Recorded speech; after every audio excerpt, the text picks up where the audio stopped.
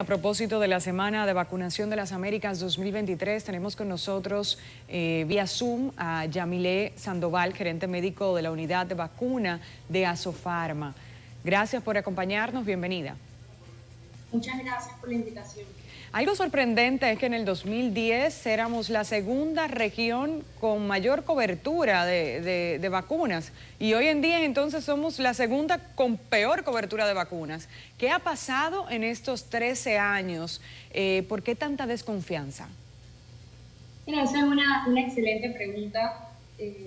Hace 2 años, cuando inició por la pandemia por COVID y se veía una desaceleración, ¿sí?, en todo este tema de inmunización, lo atribuía inicialmente al encierro por la pandemia, pero tal como tú lo mencionas, desde hace aproximadamente una década, ya veíamos un descenso en las coberturas de inmunización, sobre todo la tercera dosis de la vacuna de DTP. Y eso, como tú lo mencionas, está muy asociado a la desinformación. Cuando hablamos de desinformación, digo que la desinformación no ha sido más que el producto del exceso de información en fuentes no verificadas y a una falta de solidez, pienso yo, en materia de política de salud pública que se orienten a la educación de la población en un lenguaje sencillo.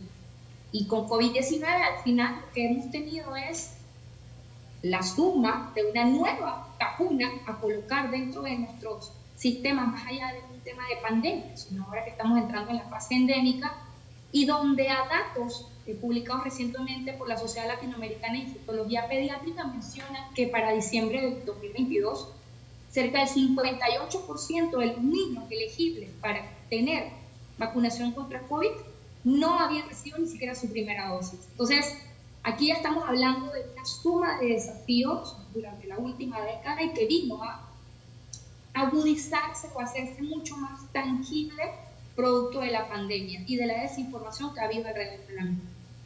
Definitivamente la Semana de la Vacunación ha apoyado y ha prevenido muchísimas enfermedades. ¿Cuáles son estas específicamente las que busca erradicar?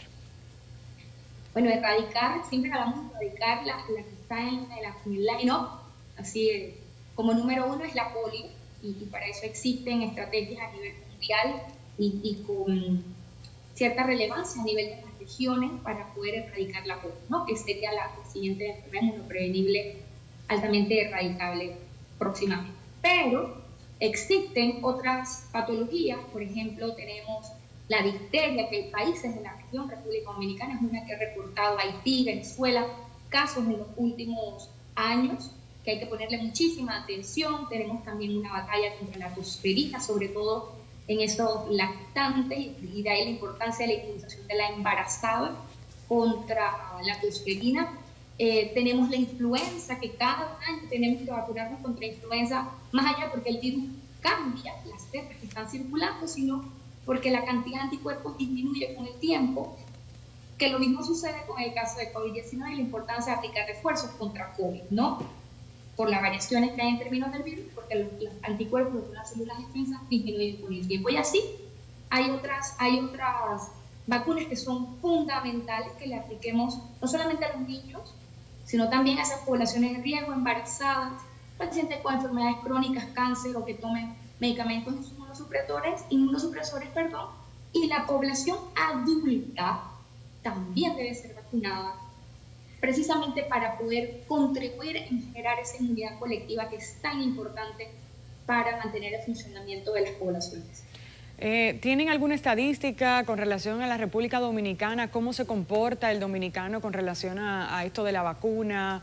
Si vacunan a los niños desde meses. Yo sé que desde el 2003 la Semana de Vacunación ha ayudado a muchos países y han llegado a salvar muchas vidas. Pero aquí en República Dominicana específicamente, ¿cómo estamos? Mira, es una excelente pregunta. Recientemente estuvimos en República Dominicana haciendo algunas visitas hasta el día de ayer y parte de la información que nos compartían es que en términos generales, actualmente y en el marco de esta Semana de Inmunización de las Américas, han logrado mantener coberturas bastante aceptables y están en busca. Por ejemplo, en la costa de la embarazada, amplía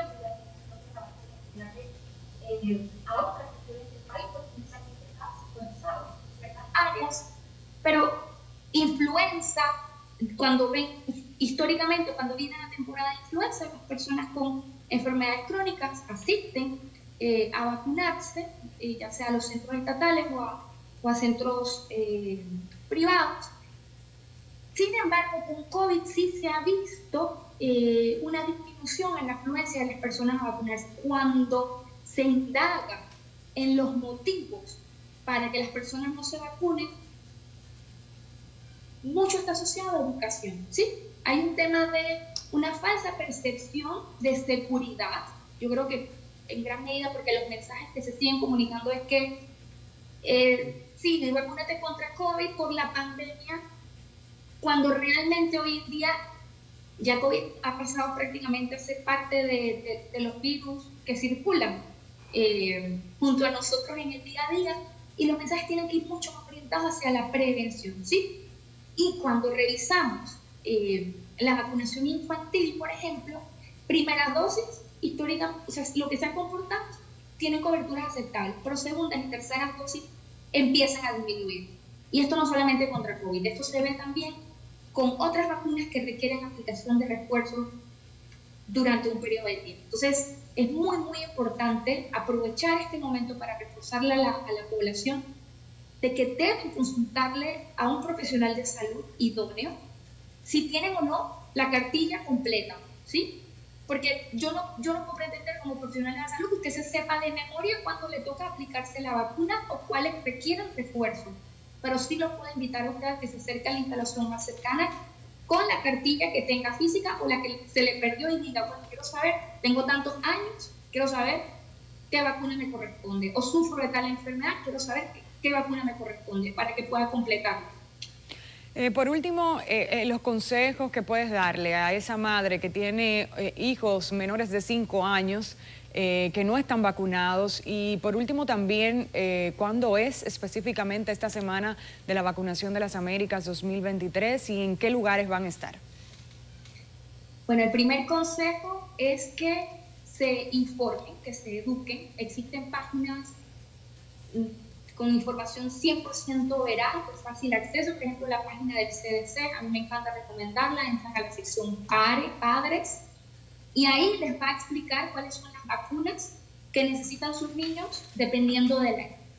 Todo niño menor de 5 años es imprescindible que complete sus esquemas de vacunación, tanto las series primarias como los refuerzos. Eso es fundamental y aplica para las vacunas contra el tétano, la difteria, la polio, las vacunas que lo va a proteger contra el COVID, la vacuna de influenza, por ejemplo, que esa es una etapa de la vida donde nosotros completamos serie primaria y refuerzos, ¿sí? Eso fundamental. La siguiente pregunta, Semana de Inmunización de las Américas. Mañana en muchos países se hace este lanzamiento oficial y lo que entiendo es que va a depender de cada país de la región. A nivel de los distintos centros, subcentros de salud o unidades ejecutoras van a tener entonces actividades puntuales muy enfocadas en educación y en aplicación de vacunas para completar esas cartillas. Así que mi invitación como mamá, como profesional de la salud, es que acudan a la instalación de salud más cercana, que no tengan nunca jamás miedo de preguntar sobre información a ese profesional. Y si tienen dudas, quedan con consulta, sigan preguntando, porque al final la única manera que podamos tomar decisiones responsables es a través de la información. Es la única manera de seguir protegiendo a nuestros niños y a las comunidades. Así mismo es, señores, las vacunas salvan vida. Muchísimas gracias, Yamile Sandoval, gerente médico de la unidad de vacuna de Asofarma, a propósito de esta semana de la vacunación de las Américas 2023. Gracias por acompañarnos.